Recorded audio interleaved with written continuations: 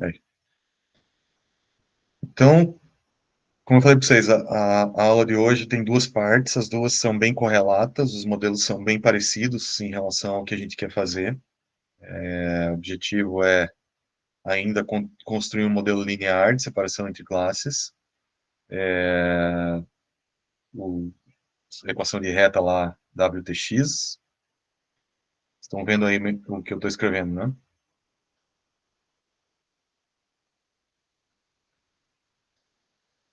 Então, nossa ideia ainda é continuar nesse sentido. A gente falou do Logistic Regression, fala um pouquinho da regularização dele, e agora a gente vai entrar num outro modelo, que é o Support Vector Machine, bastante parecido em alguns aspectos, e em outros já muda bastante. Tá? A Support Vector Machine tem uma teoria por trás dela bastante densa, assim. Ela tem muitas etapas, muitas partes, assim, que exigem um estudo bastante aprofundado, assim, não vai ser certamente nessa aula aqui que a gente vai conseguir entender todas as ideias por trás dela. O que eu vou tentar fazer é tentar compactar e, pelo menos, o que é importante de cada etapa, mostrar para vocês terem uma noção de como que a coisa funciona. E, eventualmente, alguns links para quem não tem interesse de ir mais a fundo buscar essas referências.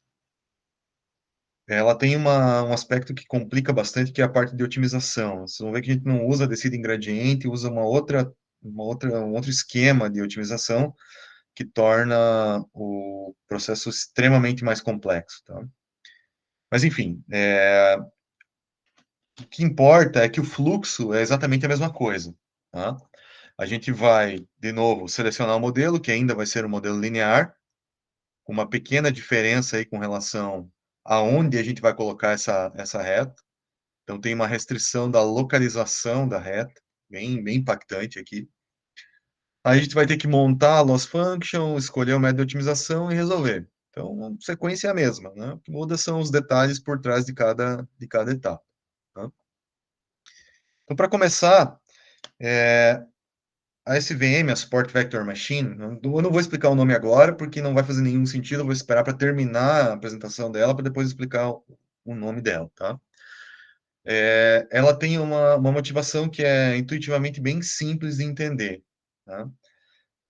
Se eu perguntasse para vocês, tem duas retas que separam essas duas classes aí, a pontilhada e a contínua. Se você tivesse que escolher uma dessas duas retas, qual delas você escolheria para ser o teu classificador? Ambas têm 100% de acerto no treinamento, né? Foram construídas com a mesma característica. Mas se eu pedisse para você escolher entre esse W1 aqui e esse W2, qual das duas vocês escolheriam? W2. Na intuição parece que faz mais sentido, né? Sim, porque tá devidamente espaçado entre as features. Exato. Então, esse devidamente espaçado é que é o grande lance da coisa, né? Então, se a gente pensar, né, que eventualmente podem, no futuro, vir novos azuis perto aqui, ó, né? Então, esse classificador aqui não está adequado. Ele, eventualmente, vai levar para uma situação de erro de teste muito significativo. Já esse cara aqui, parece que, por ter esse espaçamento aqui, ele consegue, né, de uma forma assim mais geral, talvez ter uma capacidade maior de cometer menos erros no futuro. Tá? Então, essa ideia aqui é a parte central da SVM. Ainda é a WTX, mas ela tem uma diferença importante agora, que é a que a gente vai escolher o WTX, que fornece aí, que a gente chama de margem de separação.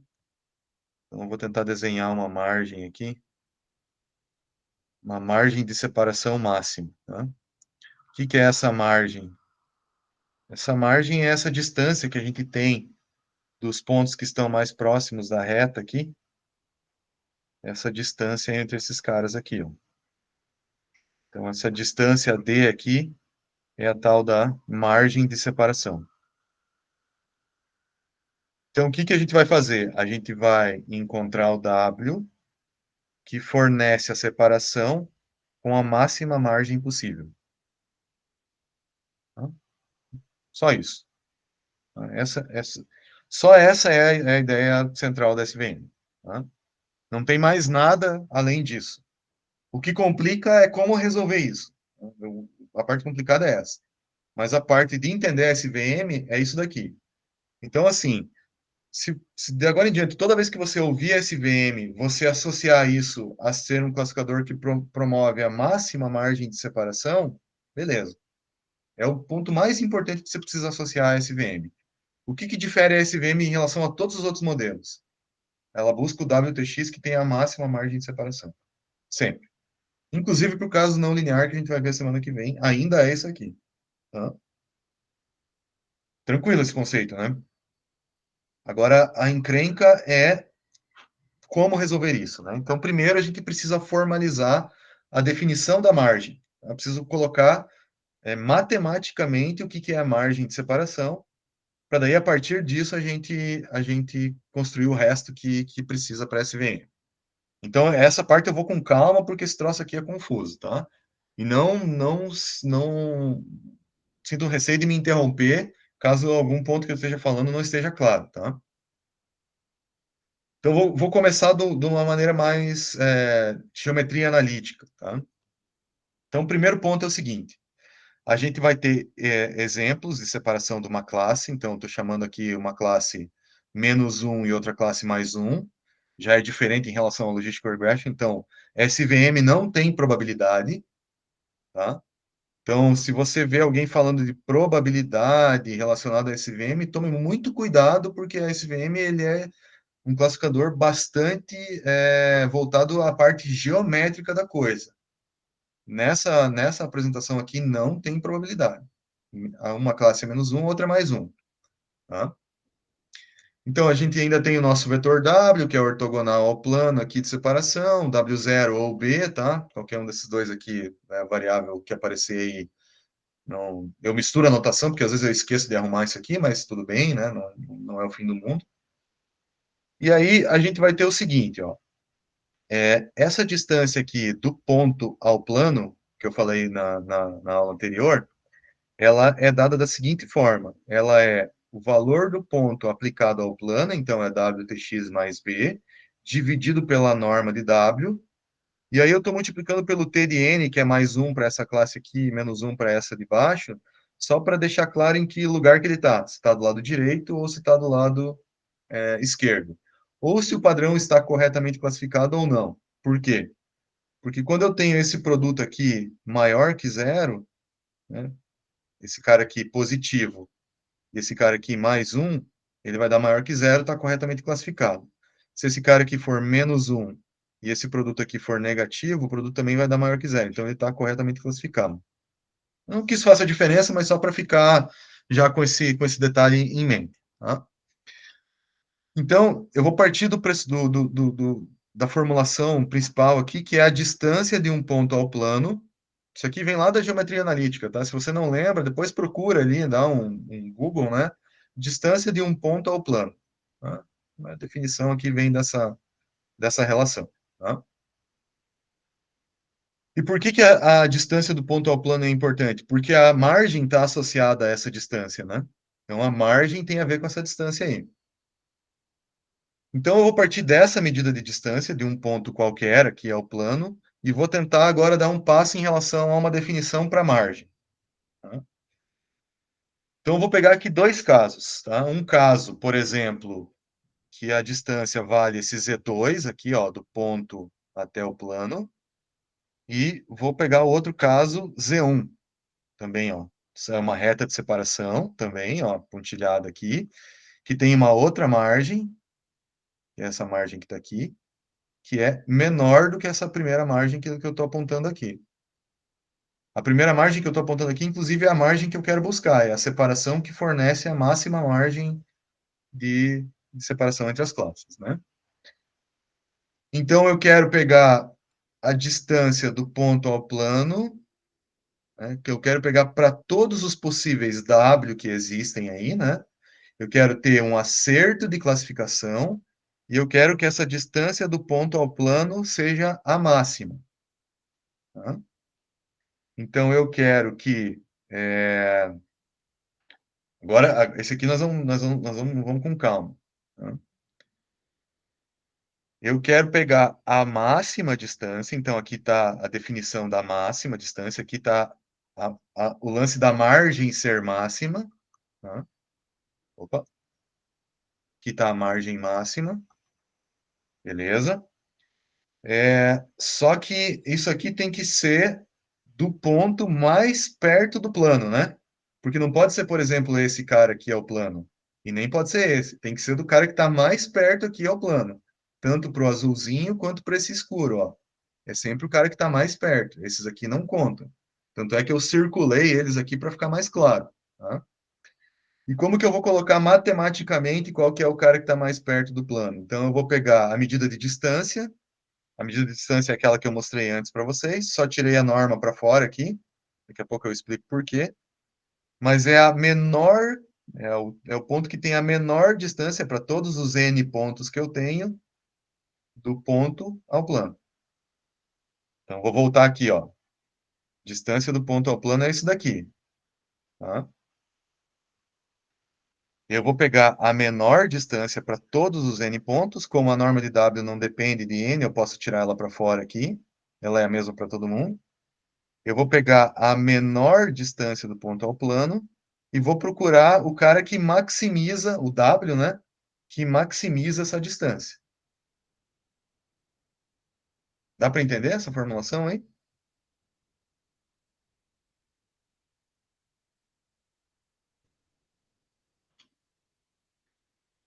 Então, beleza. Então, esse é o primeiro passo que eu dei em direção a tentar achar essa margem. O grande lance da SVM é que os próximos passos, eles vão no sentido de tentar transformar isso aqui num problema de otimização convexo. Tá?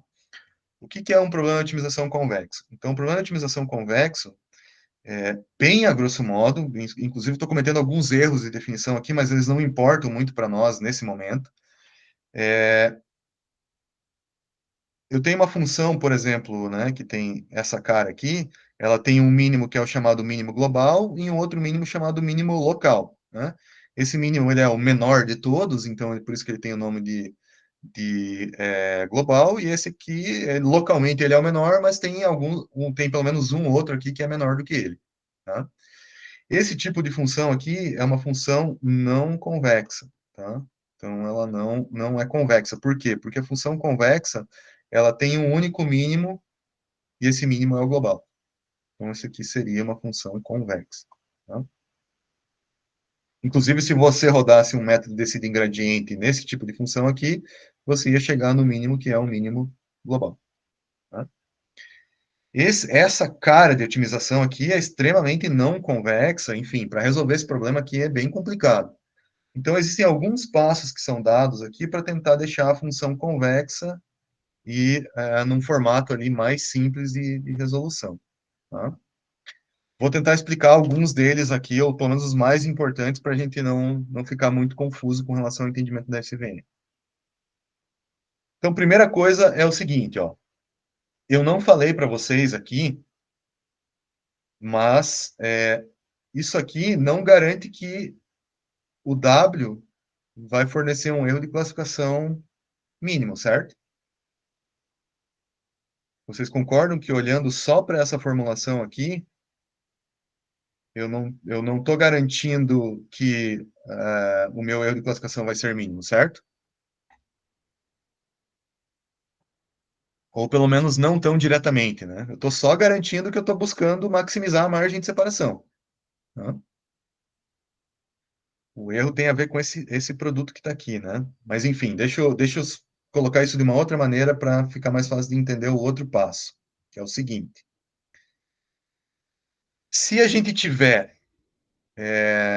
corretamente classificado e com a margem máxima de separação, então esse produto que está aqui, ó, T de N vezes esse miolo aqui, ó, WTX mais B, ele não só vai ser maior que zero, como ele vai ser maior ou igual a um valor gama aqui, que eu não sei quanto que é, mas que é correspondente a essa margem de separação. Então, por exemplo, esse ponto aqui, ele vai ter um WTX mais B, que quando multiplicado pelo valor verdadeiro ali, ele vai ser positivo, mas ele vai ser maior do que o valor que esse cara dá quando aplicado nessa equação. Porque ele está em relação ao ponto, ao plano de separação, ele está mais longe. Então, quanto mais longe, maior vai ser esse produto aqui. E corretamente classificado, ele vai ser positivo e vai estar acima da margem, que por enquanto eu estou dizendo que ela não sei quanto que ela vale, mas ela vale gama. Sei lá que letra que é essa, agora me confundi, mas enfim, vale esse valor aí. Tá? Aí o que a gente faz? A gente passa esse gama aqui, ó. Esse é um macete, assim, uma parte meio macetosa. Mas eu vou dividir os dois lados da minha equação aqui por gama. Então, eu vou dividir por aqui, dividir por ali. Então, do lado direito fica 1 e aqui fica esse cara que está aqui. Tá? Um detalhe é que se eu pegar, por exemplo, um ponto aqui, ó, que está vou usar esse mesmo exemplo. Esse cara que está aqui em relação ao plano, né? E calcular essa distância que está aqui, né, em relação a esse plano.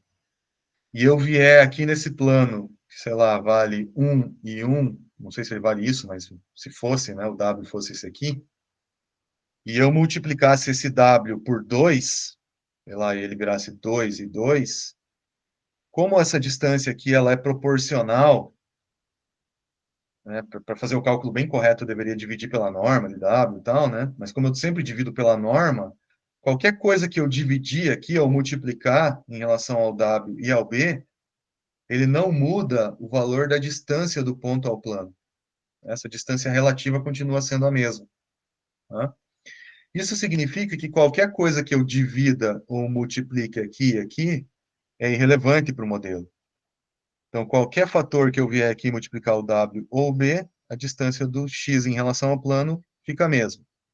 Se você quer se convencer sobre isso, se isso aqui não está claro para você, pega a formulazinha da distância, define um W e um x qualquer, arbitrário ali. Não precisa provar isso, tá? Só para você se convencer numericamente. Pega um W, pega um x. Multiplica o W por uma quantidade, ou divide ele por uma quantidade, e calcula de novo a distância de x em relação ao W. Você vê que não faz diferença nenhuma. Tá? Isso é legal, depois faz essa conta para você se convencer para não passar batido esse ponto. Mas estou falando para vocês que, né, tem como provar isso tudo, beleza. Então, se eu dividir aqui, ou eu dividir lá, né, não faz diferença nenhuma, então eu posso simplesmente vir aqui e arrancar fora esse cara que eu falei, e aí eu vou dizer o seguinte, ó, que eu posso ter uma relação que diz o seguinte: quando eu encontro a solução da margem máxima ali, né, independente do valor que ela tenha, inclusive esse valor pode ser 1, né, eu vou ter essa restrição aqui, que o T de N vezes WTX mais B vai ser sempre maior ou igual a 1. E aí é como se esse cara aqui tivesse um valor normalizado aqui para ser 1. Como eu não coloquei a norma de W aqui, para ser bem formal em relação à medida de distância, depois essa norma de W aparece aqui, mas não vou falar sobre ela agora. Tá? Só fiz um artifício matemático para falar para vocês, ó, fazer isso ou fazer isso dá na mesma, então eu vou usar isso daqui. Vou usar essa relação que eu acabei de construir aqui. Tá?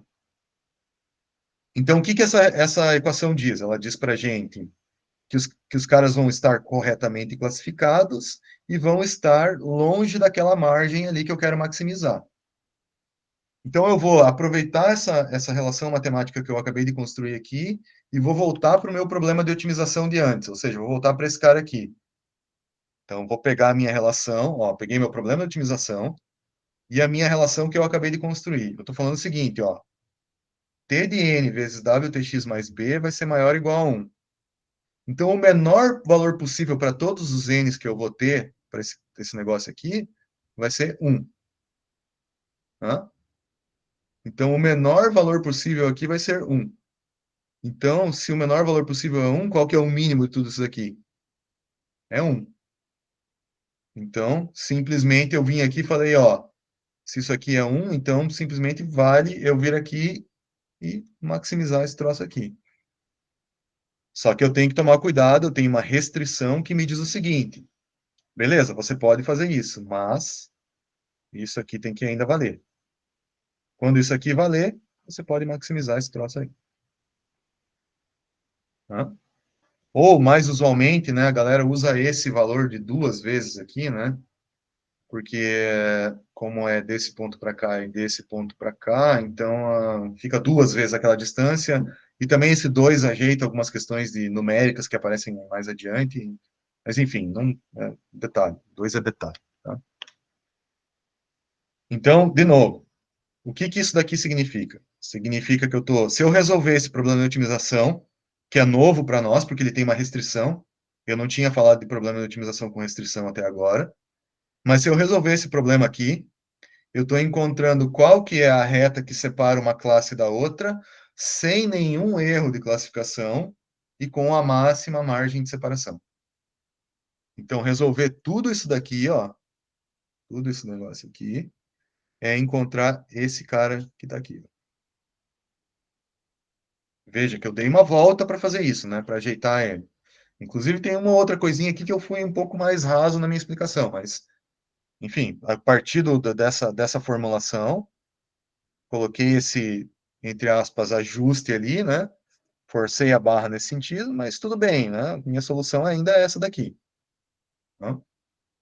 Então, o que que essa solução fornece? O plano de separação com máxima margem de separação. Dúvidas, pessoal? Confuso isso, hein?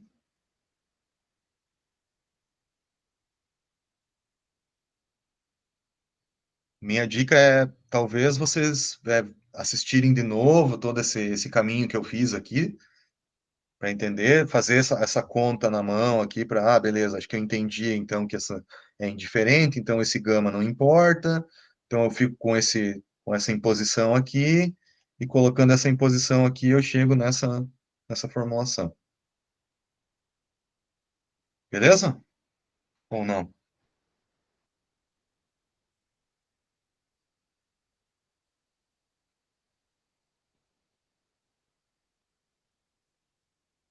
Tá, então essa aqui é a SVM, tá? Então o grande lance de toda essa volta que a gente deu é que esse aqui é um problema de otimização convexo. Ele tem restrições que complicam um pouco, já vou falar sobre como resolver problema de otimização com restrições, mas o fato dele ser convexo diz o seguinte: quando eu encontrar a solução, ela vai ser a melhor de todas, porque esse mínimo ele é global. Então isso também tem uma certa elegância por trás dessa solução, tá? O cara que inventou isso se chama Vladimir Vapnik, é o nome dele, é um russo. Acho que é assim o sobrenome dele. Hoje ele trabalha na Meta ou no Google, não sei. Ele é um cara bem ativo ainda nessa área, né? A SVM é da década de 90, do início da década de 90, então um modelo antigo, né? E até os anos 2000, ali, metade dos anos 2000, ela era um modelo, assim, em estado da arte. Né? Ela é, assim, salvas as devidas proporções, o que os modelos de Deep Learning são hoje, tá?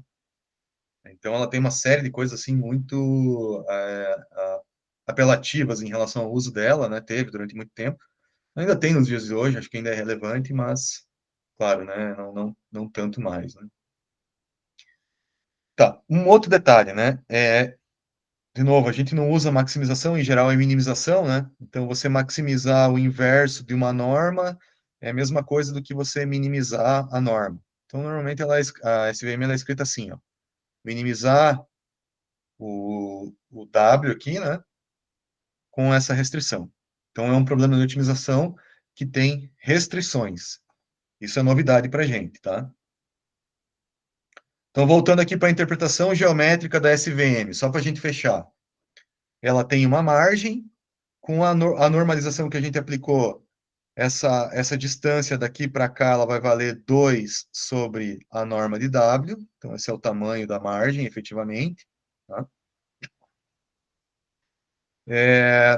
Esses caras aqui que vão estar do lado correto da classificação, daqui para cá, esse produto vai ser maior ou igual a 1.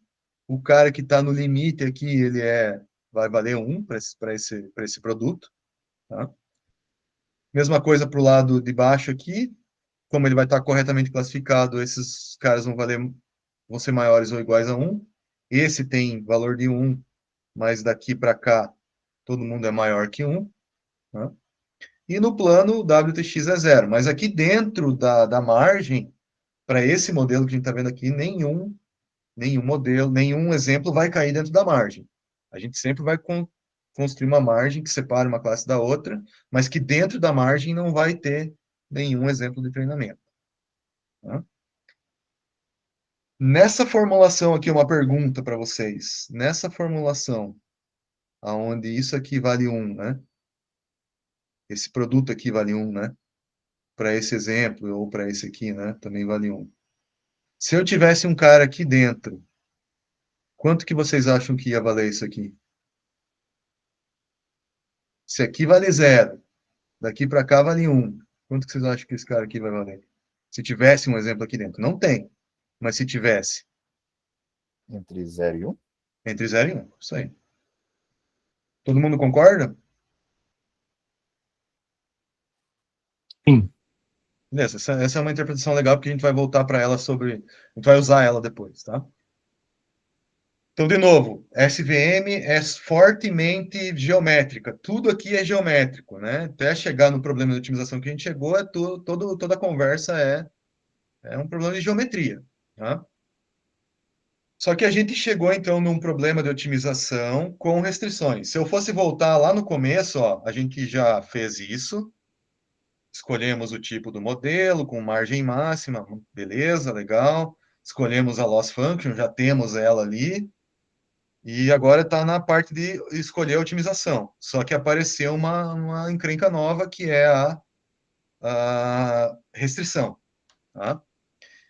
Então, assim, para tentar entender o que a restrição faz, o impacto dessa resolução, eu vou ter que explicar algumas coisas. Tá? Para isso, eu vou só falar para vocês aqui, ó, um geralzão de qual que é o caminho que a gente vai seguir. Tá? E é aqui que mora a maior bronca da SVM, tá? Porque daí entra numa parte de otimização que é, de fato, meio chata, tá? Mas o ponto principal é o seguinte, eu tenho um problema de otimização com restrições. O gradiente que a gente estava usando lá, para esse tipo de problema aqui, não vai rolar, tá? Por quê? Porque a restrição, ela corta um pedaço da solução que a gente pode trafegar. Já vou mostrar um exemplo, vocês vão ver o porquê disso. Então, a ideia do gradiente não resolve. Pode falar, Ezequiel. Professor, desculpe interromper essa Não, fala aí. explicação. Eu estou com um problema conceitual, porque eu sou habituado com métodos de otimização. Uhum. E eu estou tentando entender qual que é a diferença do que a gente viu até agora para eles. Talvez o fato de ter vários dados para treinar, seria isso? Mas em que sentido? Você consegue ser um pouco mais específico? Por exemplo, o método gradiente descendente, para mim, ele é um método de otimização. Ele é? Uhum. E aí a gente usa ele para treinar, por exemplo, a Adaline. Ou a Logistic Regression. Exato. E eu Uhum. não sei, eu não estou entendendo onde está o aprendizado, o treinamento disso. O fato de você ter pegado um dataset e usado ele para achar o método, perdão, a resposta otimizada? Eu vou voltar na aula passada, que talvez usando um gráfico da aula passada vai ficar mais fácil para você entender isso aí. Toda hora que o senhor mostra essa função custo, você vai falar de restrições daqui a pouco, eu já sou habituado com isso, mas eu estou tentando separar da minha cabeça. Ó, esse gráfico aqui talvez te ajude a entender. A função custo, ela representa um erro. Então, por exemplo, lá do Adaline é um erro de classificação. Tá? Quando você navega ali pela função custo, por exemplo, usando a descida em gradiente, Que é as curvas de níveis aí. Cada ponto desse aqui, ele é um ponto que, nesse espaço, ele tem a loss function no eixo Y e no eixo X os parâmetros. Sim. Os parâmetros, por exemplo, o modelo linear vai definir uma reta diferente, certo? Uhum. Quando você vai andando pela loss function, você vai vendo diferentes parâmetros que, quando minimizam a loss function, vão gerar um modelo que é parametrizado, por exemplo, uma equação de reta, que vai levar ao erro, o menor erro de estimação para aquele modelo, que pode ser regressão ou pode ser separação de classes, se for modelo de classificação. Sim. Sim. Então, a loss function ela é medida do erro pelos parâmetros. Rodando o método do gradiente, eu vou chegar no mínimo. Esse mínimo é um erro. É um erro do quê? De estimação. Então, eu encontrei quais são os parâmetros, ou seja, qual é a equação de reta que leva a um menor erro. Não, ok. Tá, é que minha dúvida é mais conceitual, tipo, eu não sei se já apareceu, mas onde está o aprendizado, o treinamento disso? Porque os métodos de otimização, por exemplo, você pode usar o gradiente descendente para resolver um problema, e a cada ponto que entra, você vai levando o gradiente para a solução. Ele pode Sim. ser, por exemplo, implementado em tempo real. É isso que eu estou tentando. Talvez o aprendizado que a gente está vendo é você pegar um dataset e usar ele para fazer essa regressão. Seria isso?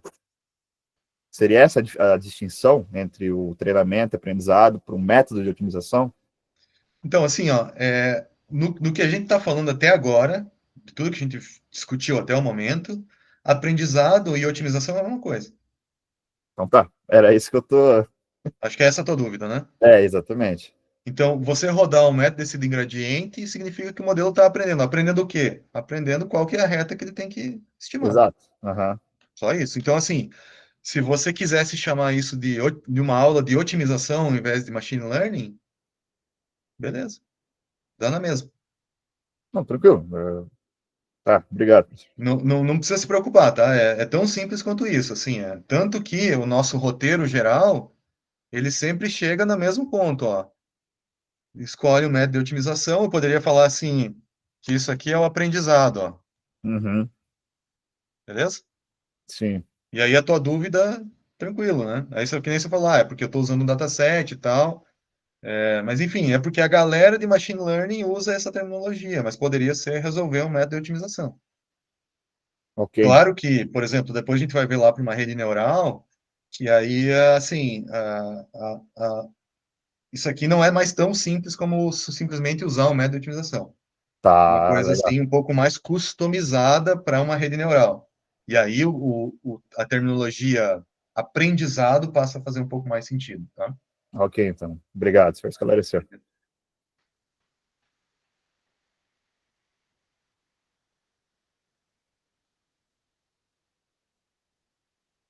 Então, ó, só para voltar aqui na nossa... Opa, acho que eu pulei para frente aqui. Então, no nosso caso aqui, ainda a gente está num problema de otimização, um problema de otimização com restrições, e a gente precisa fazer algumas etapas para resolver esse problema de otimização com restrições do jeito que a SVM executa, né?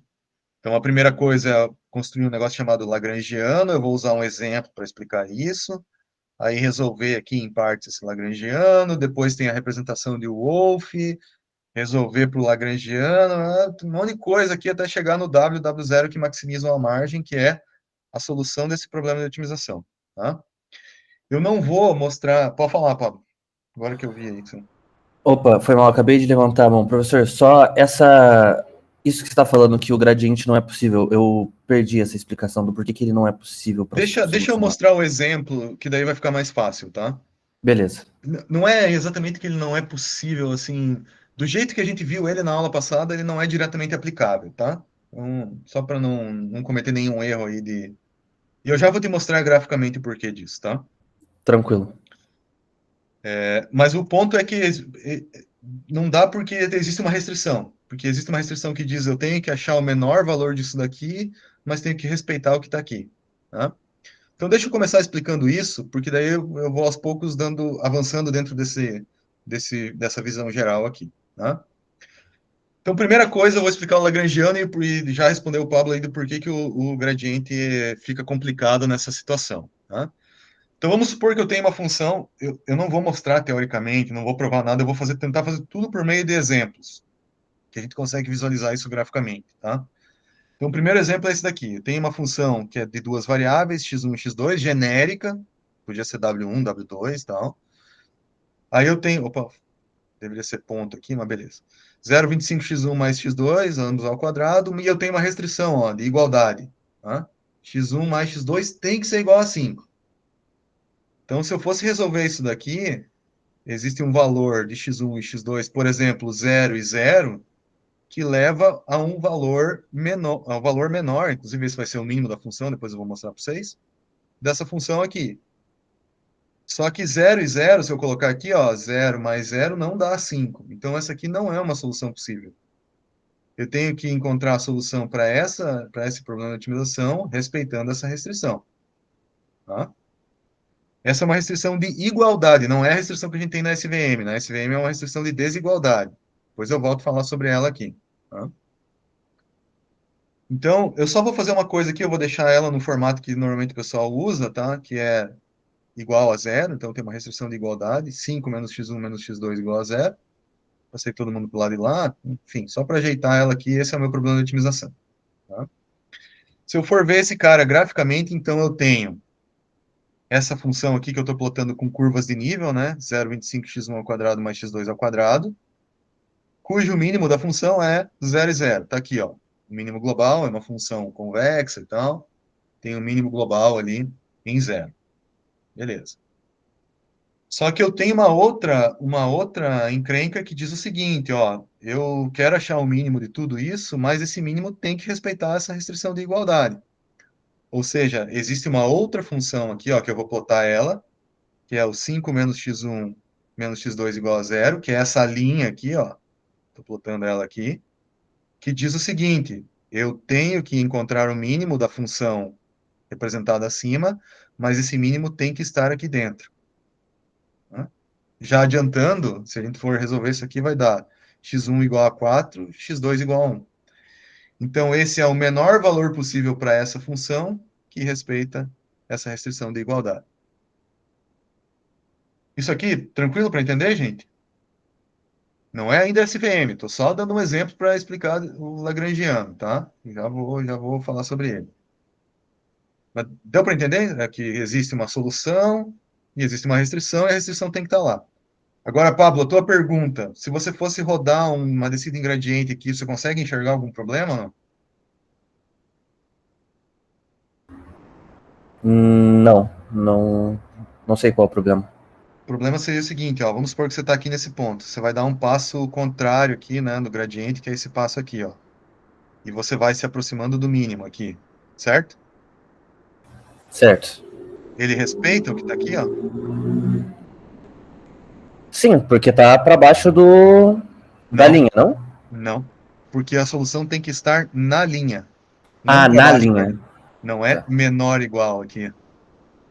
É igual a zero. Quais são as soluções que respeitam esse negócio aqui?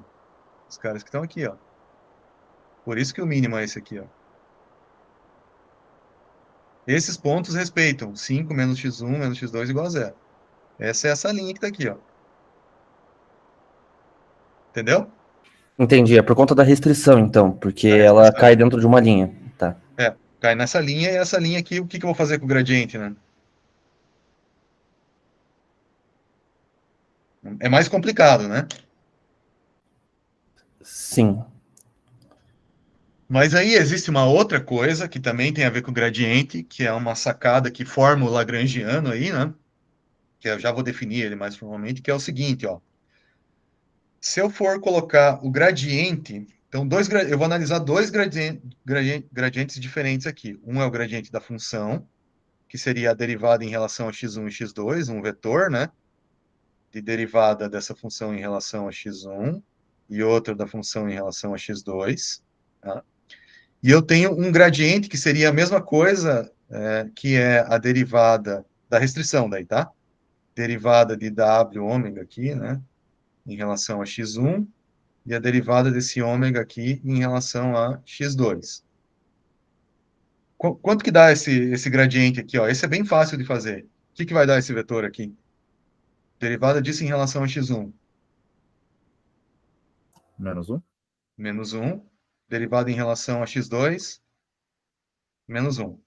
Certo? Então, eu tenho sempre, para qualquer ponto de x1 e x2 no espaço aqui que eu tiver, a minha derivada, ou o meu gradiente da restrição é sempre esse carinha aqui apontando, né? Um vetorzinho apontando para menos 1. Está aqui, né? Seria esse vetor aqui, né? Então, assim, ó, eu estou plotando em 3 casos diferentes aqui, ó. Estou plotando nesse ponto x1 e x2 aqui, e aí eu estou colocando o gradiente da função e o gradiente da restrição e o gradiente da função. O gradiente da função é sempre ortogonal à linha, à curva de nível, né? Aí eu vou pegar esse outro ponto aqui, menos 1, esse cara é sempre igual, e ele é ortogonal à curva de nível aqui. E eu tenho esse terceiro ponto, que o gradiente da função está aqui, ó, ortogonal à curva de nível, e o nosso menos 1 ainda está ali. Um detalhe importante, ó, que na solução, onde o x1 e x2 é ótimo, que eu falei para vocês lá que é o 1 e o 4, né? Na região de ótimo, os gradientes estão alinhados, ou seja, o gradiente da restrição está apontando para um lado e o da função apontando para o outro. Então, se eu pegar o gradiente da função, somar com uma quantidade que eu não sei quanto que é aqui, do gradiente da restrição, e igualar a zero, esse ponto aqui é a restrição, é a solução. Então, eu não estou usando a descida em gradiente, mas eu estou usando uma relação que existe entre o gradiente da função e o gradiente da restrição. Quando eu somo esses caras aqui, né, pelo fato de eles estarem alinhados, eu sei que a soma com uma determinada quantidade aqui vai dar zero.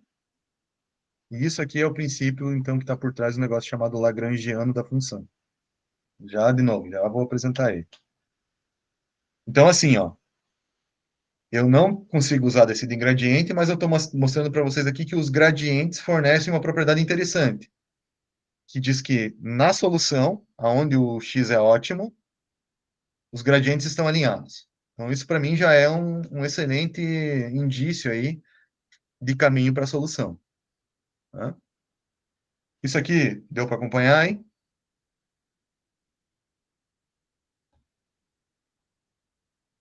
Então, beleza. Então, isso é o princípio do Lagrangiano. O que o Lagrangiano diz? O Lagrangiano fala o seguinte, ó, então se você tem um problema de otimização com restrição, você pode pegar essa restrição e somar ela com um determinado multiplicador que você não sabe quanto que ele vale, né? Pega a restrição, a equação da restrição, multiplica por um multiplicador chamado multiplicador de Lagrange, então por isso que se chama Lagrangiano, né?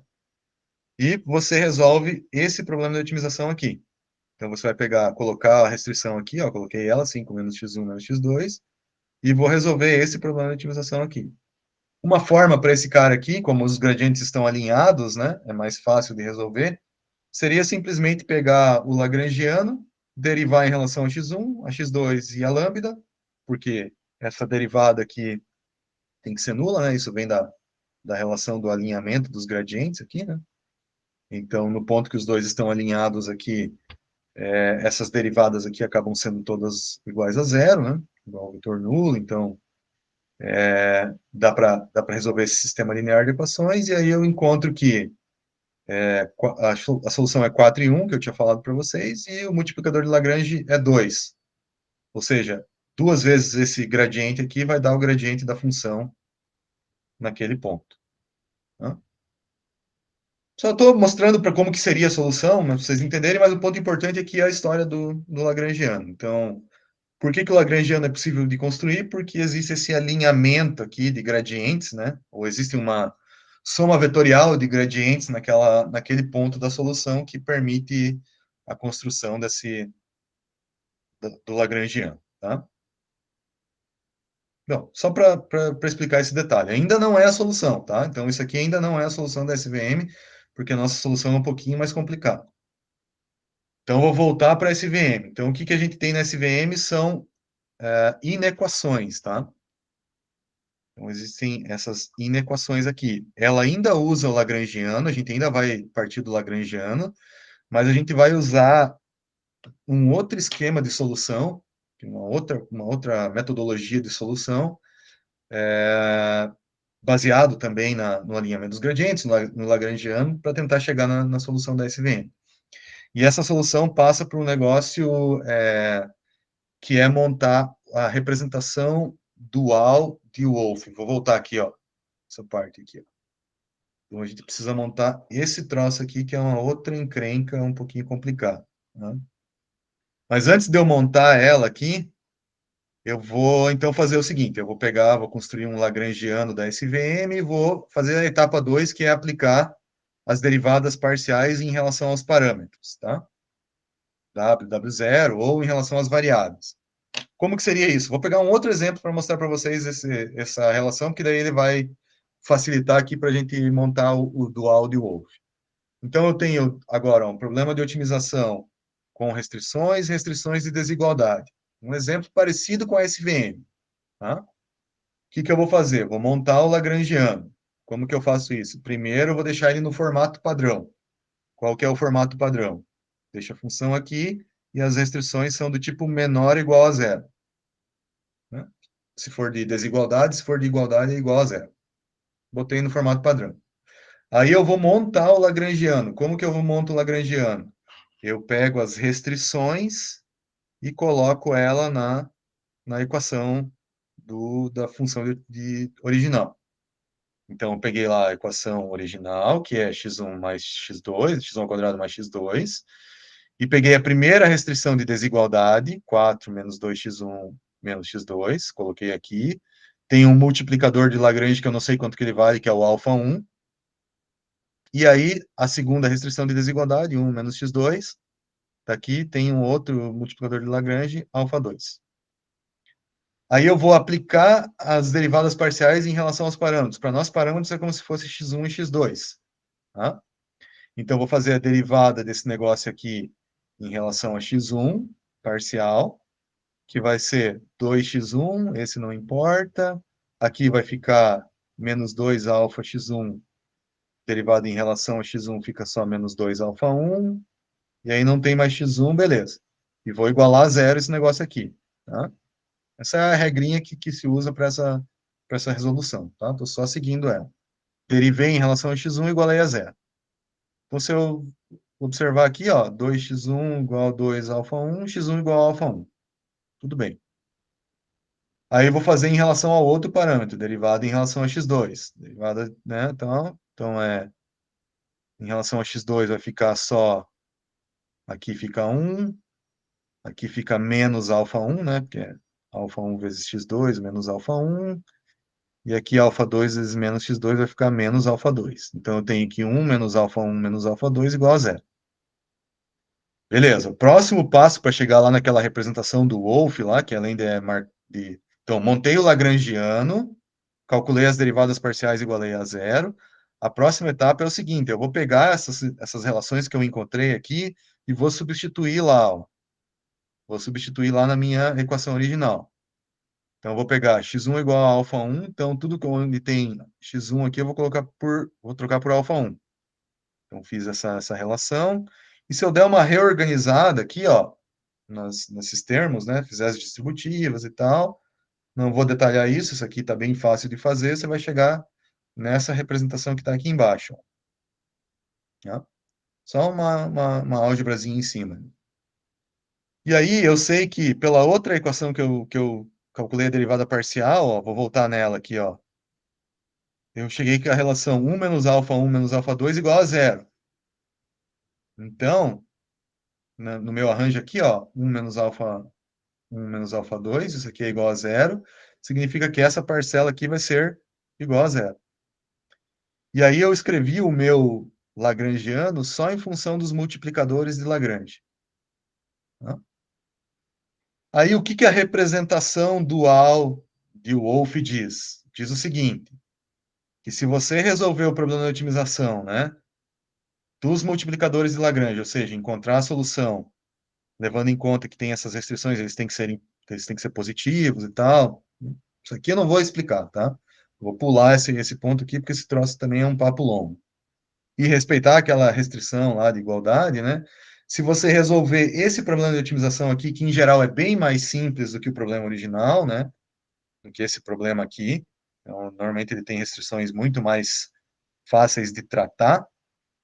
Então, eu resolvo esse problema dual, resolvo esse problema de otimização, e usando os multiplicadores de Lagrange, eu posso voltar lá no problema original e determinar o x1 e o x2. Dá para voltar e resolver o problema original. Tá? Então, esse é o fluxo que se usa para resolver a SVM.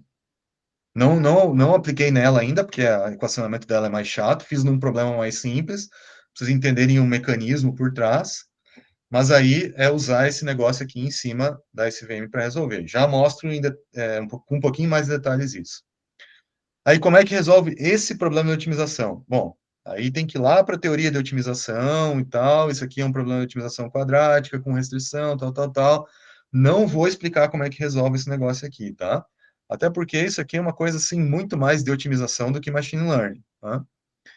Mas, em geral, a grande maioria das pessoas que trabalham com SVM, inclusive o scikit-learn, né, que é o que a gente vai usar, ele é baseado nessa biblioteca clássica aqui da SVM, que é chamada libSVM. Então, o que tem aqui na libSVM? Tem vários métodos que se chamam solvers, né, de otimização, voltados para resolver esses problemas de otimização aqui da SVM, quando você já escreve ela na representação dual. Tá? Então, se você for ver aqui, né, ele é escrito em linguagem C, mas ele tem versão para Python, enfim, um monte de coisa aí, né? É a biblioteca clássica mais robusta que existe aí, né, para SVM. E se você for ver aqui, ó, na implementação, aí ele vai falar, ó, para SVM do tipo tal, eu tenho lá um solver que eu uso, que é, sei lá, vamos ver se eu acho algum aqui rápido. Aqui, ó, quadratic, não sei o que e tal. Então, para esse cara aqui, eu faço esse arranjo de equações e daí eu uso lá o método SMO para resolver aquele problema de otimização. Tá? A gente não precisa fazer tudo isso, tá? Depois que vocês vão ver lá no scikit-learn, a gente só faz igual a gente fez para o Logistic Regression, define o objeto e faz o fit. Tá? O que eu estou mostrando para vocês aqui é que dentro do fit da SVM tem um universo de coisas. O que é esse universo? Primeiro, existe todo esse arranjo de equacionamento que é feito para montar a representação dual, e depois, lá dentro do scikit-learn, ele usa uma dessas bibliotecas da libSVM para resolver esse problema de otimização. Tá? Assim, se você quiser fazer isso passo a passo, todas as etapas, eu digo para você que assim, se prepare para se frustrar bastante, que não é fácil. Tá? O negócio aqui é trabalhoso, tá? Mas, enfim, o caminho geral é esse daí, tá? Na própria biblioteca da libSVM, ele tem o caminho das pedras aqui, quais são os artigos e tal, né? Sim, esse aqui é um que eu não recomendo, né, para quem já não está mais avançado no assunto, a tentar aí deduzir, porque precisaria de um background de otimização maior, assim, tá? Mas tudo bem. Então, esse é a história. Então, de novo, né, o que eu fiz? Eu montei o Lagrangiano, e aí eu calculei as derivadas parciais, montei a representação dual de Wolff, e aí usaria um solver ali para resolver o problema dali em diante. Né? E é assim que se faz na SVM. Então, se eu for voltar lá na SVM, os passos são esses aqui, né? Então, o que eu faço primeiro? Pego lá a otimização da SVM. Primeira etapa, monto o Lagrangiano. O que é montar o Lagrangiano? Montar o Lagrangiano é botar, primeiro, na forma padrão, né? Menor ou igual a zero e tal, e botar ele lá na função da SVM, com o multiplicador de Lagrange, que nesse caso aqui é o lambda. Tá? Aí faço as derivadas parciais, derivada em relação a W e W0. Tá? Pegar todo esse negócio aqui e calcular a derivada em relação a W e a derivada em relação a W0. Isso aqui, por mais que seja uma etapa simples, esse é um outro ponto que eu acho que é legal vocês fazerem na mão para exercitar derivadas parciais de coisas com relação a vetor. Tá? Então, por exemplo, ó, eu tenho a derivada, ó, nessa derivada parcial aqui, vai chegar um ponto que eu vou ter que calcular a derivada disso daqui em relação a W. Então, eu tenho a derivada de W TW em relação a W. Tudo isso aqui é vetor, ó. Tá? Se vocês forem ver aqui, ó, nesse Git que eu deixei aqui, ó, nesse Wikipedia que eu deixei aqui, de cálculo matricial, tem umas tabelinhas que são legais para você, pelo menos assim, fazer uso disso aqui em algum momento, assim, que isso é um troço que se fala bastante em machine learning e é legal ter essa noção. que é o seguinte, ó, eu tenho algumas tabelas de derivadas aqui prontas. Então, por exemplo, eu tenho uma derivada aqui, deixa eu ver se eu acho ela.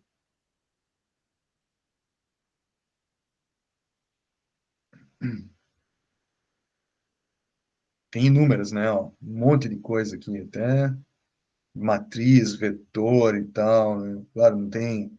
O objetivo não é ficar provando essas coisas aqui, mas em todo caso, deixa eu mostrar um exemplo aqui, que é esse do W, que é mais fácil, né?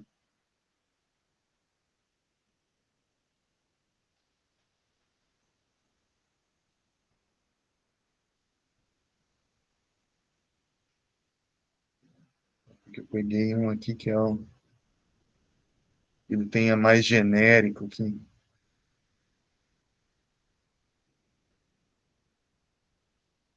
Teria que abrir algum desses caras aqui para pegar.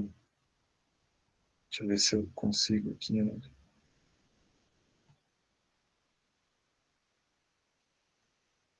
Ele não tem uma derivada igualzinha que eu queria ali.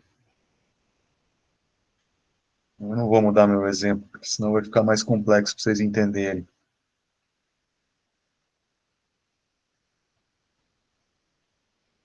Ah, tá aqui, ó. Achei. Esse, esse cara aqui, ó. Ele fala o seguinte, ó. Se eu tenho a derivada de um vetor transposto, né, ele transposto vezes ele mesmo, né? Ou o produto interno dele, né?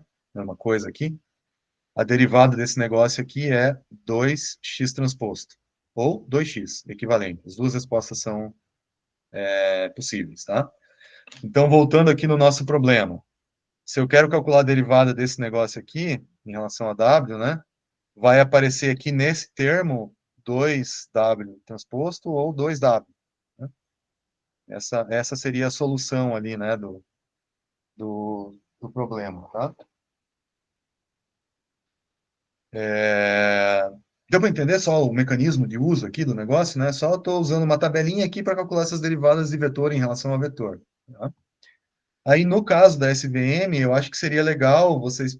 Isso aqui é um exercício chatinho, mas tem a resposta, né? O valor que você tem que chegar está aqui, que é calcular essa derivada em relação a W e em relação a W0 e ver se você consegue chegar nessas duas relações aqui, tá? Então, esse eu recomendaria fazer na mão, mais pelo exercício de trabalhar com derivadas de vetores do que qualquer outra coisa, tá? Então, beleza. Aí, Você vai colocar o resultado depois lá também para comparar? eu não sei se eu tenho esse resultado com essa... Mas qualquer coisa eu faço na mão ali e coloco para vocês aí. Tá bom. Coloco, depois eu insiro nos slides ali, tá? Mas é relativamente simples. Acho que umas 2, 3 linhas você já consegue chegar nessa Sim, resposta aqui, tá? sim, sim. Mas depois eu faço na mão e deixo lá.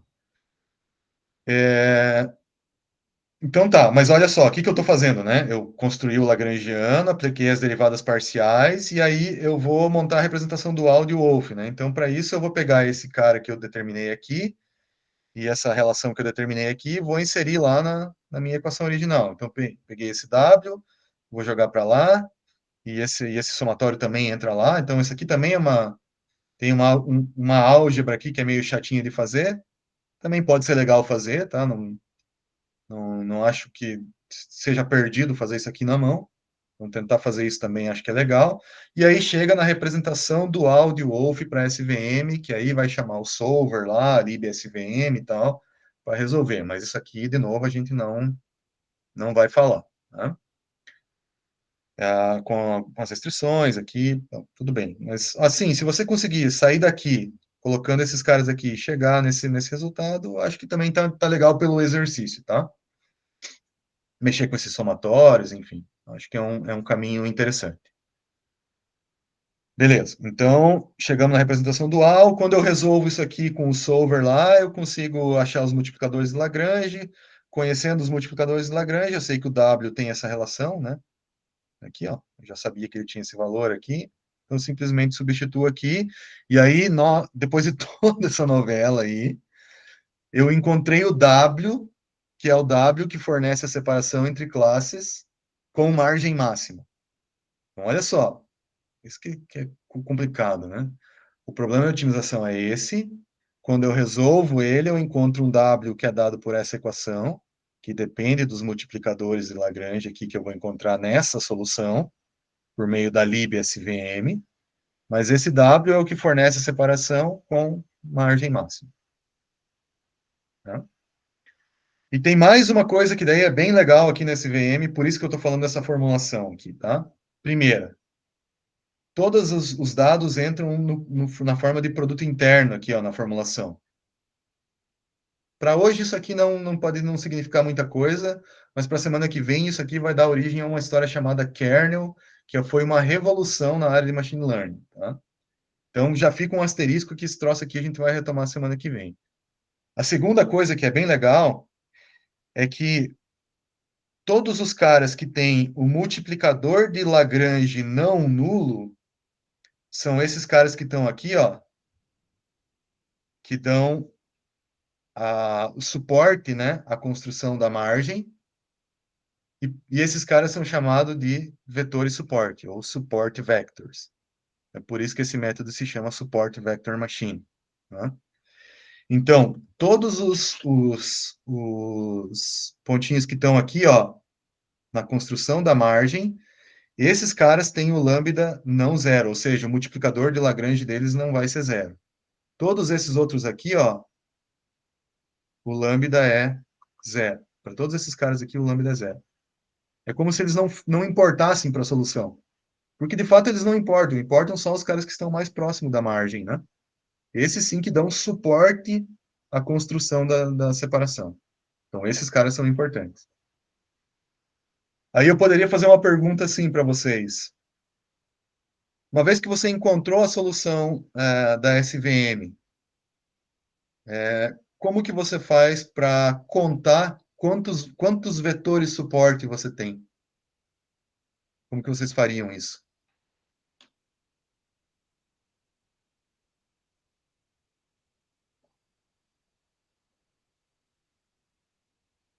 Quero saber quantos vetores suporte tem. Por que são 6 aqui? Alguém ia falar aí? Pode falar. Não sei se só fazer a soma dos vetores que tem lambda não zero. Exatamente, só isso. Tá? Então, uma vez que você resolveu lá o teu problema de otimização, uma coisa legal que a libSVM fornece, ou o scikit-learn isso tem também, é os caras que têm o lambda não zero. Esses aí são os teus vetores suporte. Tá? Semana que vem vocês vão ver que eu vou falar para vocês, ó, quando o número de vetores suporte é muito alto, significa que está caminhando para overfitting. E aí pode ser um problema, né? Aí tem uns macetes aí em relação a isso. Mas, enfim, eu gosto de contar toda essa história, porque essa história, entender o que significa o multiplicador de Lagrange e esse fluxo, chega nesse ponto que é o que dá origem a SVM, né? Então, por isso que eu acho que é importante essa explicação, tá?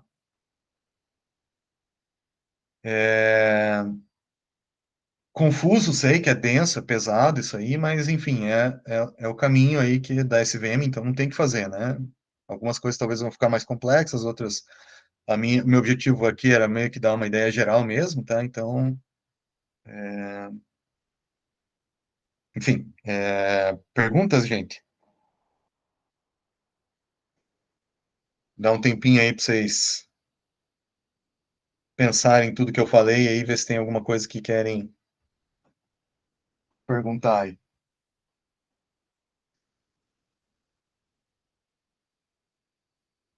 Ó, tudo se resume a esse slide aqui, né? Então, algumas coisas eu falei para vocês fazerem na mão, outras falei para vocês deixarem quieto, né? Essa solução disso aqui eu não tô detalhando, né? Acho que para esse momento é melhor deixar quieto mesmo. E, enfim, aí está a solução da SVM, né? Esse, assim, para vocês não se desesperarem, assim, né? Pensa, putz, se já tá desse jeito nessa aula, ferrou, né? De agora em diante vai ser um desespero, mas se serve de alento, né? A SVM, na minha opinião, é o modelo mais difícil que a gente vai ver aqui na disciplina. Porque eu não consigo explicar todo ele e a explicação, mesmo assim, ela é muito densa, tá? Então, diferentemente da maior parte das coisas na vida, não vai ficar pior, tá? Do que essa explicação aí.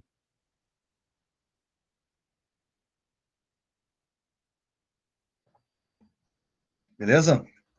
Alguma dúvida aí, gente?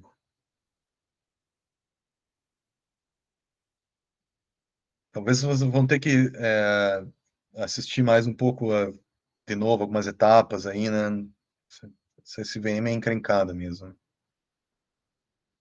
Então tá. Então olha só, vamos voltar aqui só para eu falar mais uma coisa bem rápida e aí eu vou fechar esse VM para não ficar muito denso. A gente encontrou o plano de separação, o WTX, ele vai ser o cara com margem máxima, o tamanho da margem é esse aqui. Os vetores suporte, então, que tem o lambda não zero, né, multiplicador de Lagrange não zero, vão ter esse produto aqui igual a 1, todo mundo que está para cima dele vai ser maior que 1, mesma coisa para cá, né? E se cair algum exemplo aqui no meio, o que acontece é que ele vai ter esse produto aqui entre 0 e 1, né? Então, entre esses dois extremos aqui, eu tenho 0 que está aqui, eu tenho 1 que está aqui, né? Então, essa propriedade vai dar aí para a gente uma pequena mudança para a SVM, porque ela também pode ser usada para... Ela pode ainda ser um classificador linear, né? Ainda ser uma reta, mas ela pode ser aplicada para padrões não linearmente separáveis, como esses que estão aqui, ou seja, não tem uma reta que separa 100% uma classe da outra, né? Mas ainda assim eu posso buscar, assim, colocar o mínimo possível de exemplos nesse miolo aqui da margem. Posso buscar ainda uma margem máxima, mas tentar colocar o menor número possível de exemplos nesse miolo, tá? E aí isso vai gerar, então, esses três casos para nós. Vai ter os caras que estão para cá, que estão corretamente classificados, os caras que estão dentro da margem, que estão corretamente classificados. Então, esses caras vão ter esse valor aqui entre 0 e 1. E eu vou ter alguns caras dentro da margem incorretamente classificados. Então, eu vou ter esse valor aqui menor que 0. Os caras que estão errados vai estar errado, né? Porque esse valor aqui seria positivo e esse seria negativo, então o produto vai dar um valor negativo, que é um erro de classificação. Aqui eu tenho um acerto de classificação, mas está dentro da margem, e aqui eu tenho um acerto e está fora da margem. Então a SVM também pode ser usada nesse contexto. E aí tem uma pequena mudança que é feita, né? Que a gente coloca uma outra parcela aqui, ó, que é essa. Vou colocar desse jeito que fica mais fácil de entender, tá? Que é essa parcela que está aqui, que é uma parcela de penalização para os caras que estão esses erros que ocorrem dentro da margem. Tá? Então, o que é essa penalização? Só para a gente entender essa continha aqui, né? É o valor máximo entre 0 e o resultado desse negócio aqui, ó. Então, se o resultado, vamos analisar alguns casos aqui, né? Se é um acerto de classificação, então esse cara aqui vai dar positivo, esse produto aqui vai dar positivo. Então, positivo com positivo vai dar um valor positivo, né? 1 menos esse valor positivo vai dar um valor negativo, né? Então, se esse valor tiver entre 0 e 1, ele vai dar um valor positivo, mas pequenininho. Se for maior que 1, vai dar um valor positivo, que 1 menos esse valor maior que 1 positivo vai dar um valor negativo, né? Então, vamos supor aqui dois casos bem simples. Vamos supor que o produto desse cara com esse cara aqui deu 0,5. Então, 1 menos 0,5 vai dar 0,5.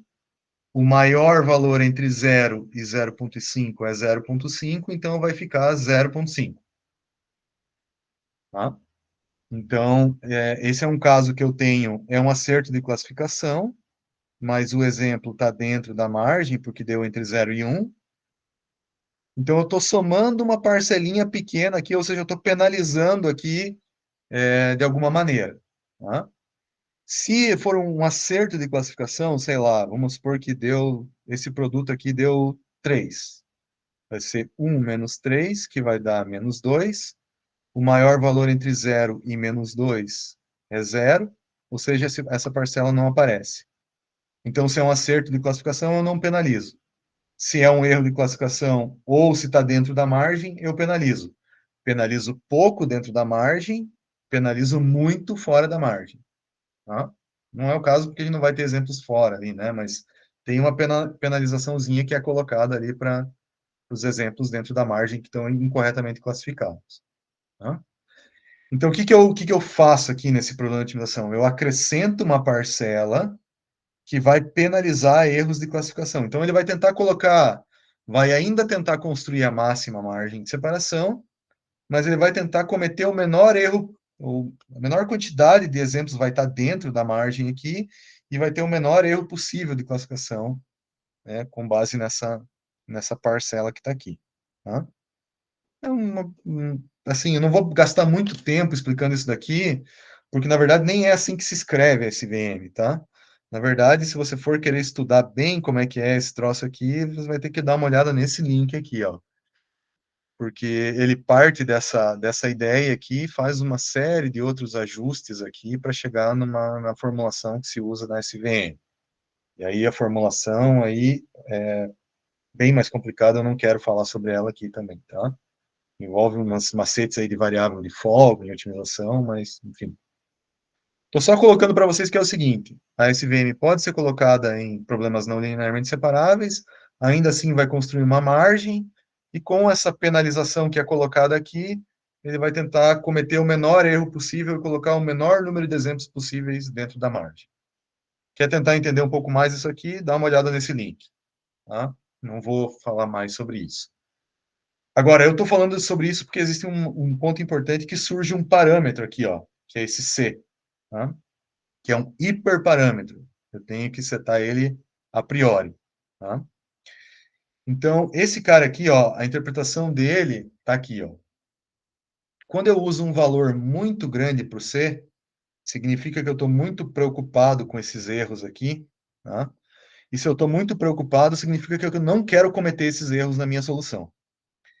Então, um valor grande de C ele vai fazer o seguinte: ele não vai cometer nenhum erro de classificação, ou vai tentar não cometer nenhum erro de classificação, só que ele vai comprometer a margem. Né? Ele vai deixar a margem, eventualmente, muito pequenininha e a reta num lugar que talvez não era o mais apropriado para ela. Tá? Se eu diminuir o valor do C, eu vou falar assim, ó, eu não estou tão preocupado com esses erros aqui, pode até acometer um ou outro, né? Mas eu quero que a margem é esse fator aqui, né? Eu quero que a margem ainda seja maximizada. Né?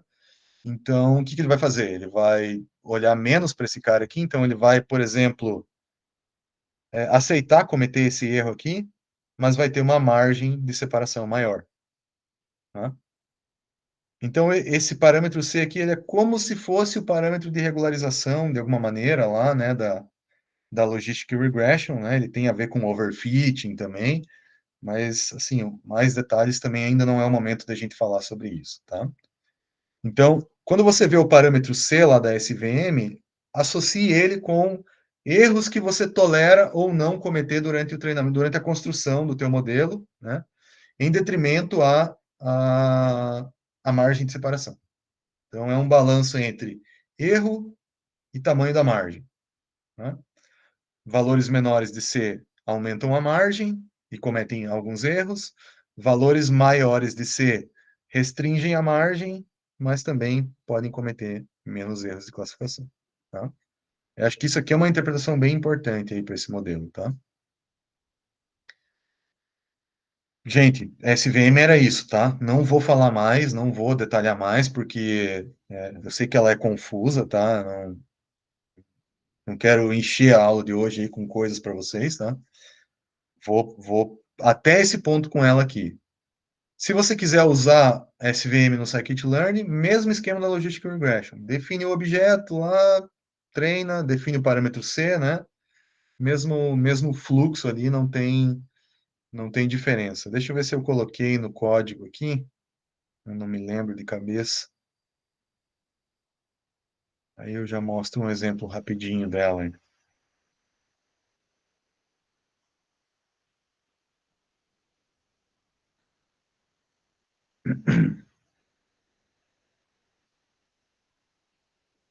Aqui, vou dar uma luz. Deixa esse aberto já também. Que aí eu lembro de falar dele.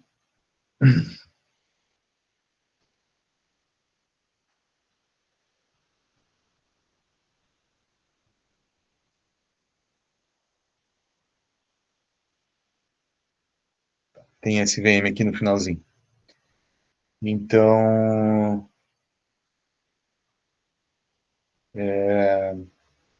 tá, paramos aqui, né? Mesmo esquema, ó, definir o objeto, SVM. Kernel linear significa que é a reta, tá? Semana que vem a gente vai ver que tem outros kernels ali, né? Para ir para esquema não linear e tal, mas isso é papo para semana que vem. Aí o parâmetro C, que é esse parâmetro que eu acabei de explicar aí a interpretação dele, né? E aí é um classificador linear, assim como é o Adaline, assim como é o Logistic Regression, mesmo processo, tá? Semana que vem a gente vai ver que ela pode ficar não linear, tá? Então ela pode fornecer coisas mais complicadas, tipo isso que está aqui, ó, coisas, separações não lineares, enfim, ó, ou mais complicadas ainda como essa, mas isso é assunto para modelos não lineares que é para a semana que vem, tá? E no caso da SVM, isso é bem fácil de adaptar por conta dessa propriedade aqui que está escrito em termos de produto interno. Mas papo para a semana que vem. Então, SVM é isso aí. Tarefa dessa semana, tá? Tarefa bem tradicional aí. Eu gostaria que vocês tentassem resolver aí o desafio do Titanic, que é um desafio bem clássico do Kaggle, né? Kaggle é uma plataforma aí onde são postados vários datasets, desafios, alguns são pagos, outros não, né? O Titanic é um dos mais clássicos aqui que foi colocado no Kaggle, tá? O objetivo é construir um modelo de classificação para você determinar, com base em algumas informações coletadas dos tripulantes, se o cara iria ou não sobreviver ao desastre, tá? Então, tem informações que foram coletadas com relação a onde que a pessoa estava, se ela tinha algum título de nobreza ou não tinha, a idade, se era mulher, se era criança, enfim, tem várias features desse modelo aí, né? E a saída é sobreviveu ou não sobreviveu, tá? Vocês podem construir modelos de classificação lineares, como os que a gente viu até agora, pode testar o Adaline, pode testar o Logistic Regression, pode testar a SVM, tá?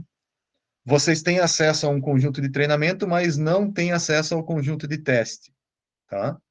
Para vocês avaliarem o desempenho, vocês têm que vir aqui e postar o resultado de vocês no Kaggle, tá?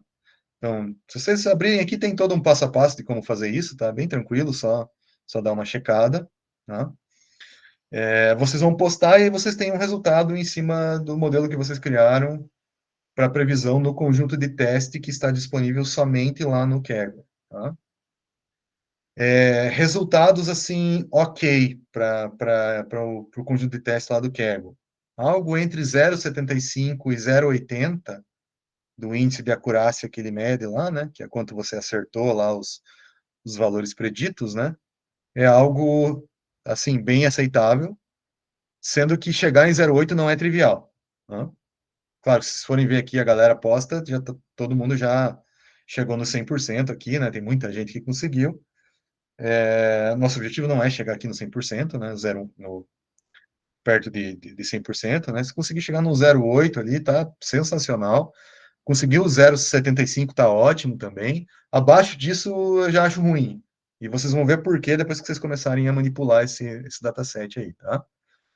Então, é um exercício, assim, prático, um pouquinho complicado, porque tem, né, mexer com o dataset do Titanic, ele tem muito dado faltante, talvez vocês vão ter que ter alguma estratégia de excluir esses dados que estão faltando, para não comprometer tanto no começo aí.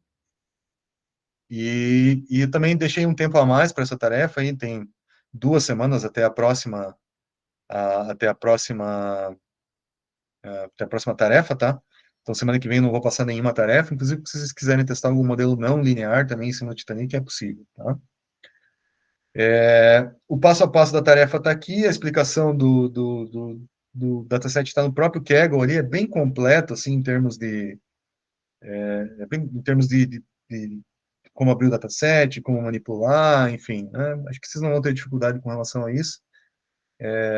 Algumas dicas que eu coloquei aqui que podem ser legais, e aí é botar a mão na massa e tentar resolver esse negócio aqui. O que eu acho que seria legal usar SVM e Logistic Regression, tá? Isso acho que seria o básico aí para vocês, tá? Mas que isso, no underline, acho que não é necessário, não. Esses dois aí já estaria bem legal, tá? Bom, acho que é isso aí, pessoal. Vou parar a gravação aqui para o vídeo também não ficar longo, mas fico à disposição aqui para dúvidas, inclusive da SVM aí, que é uma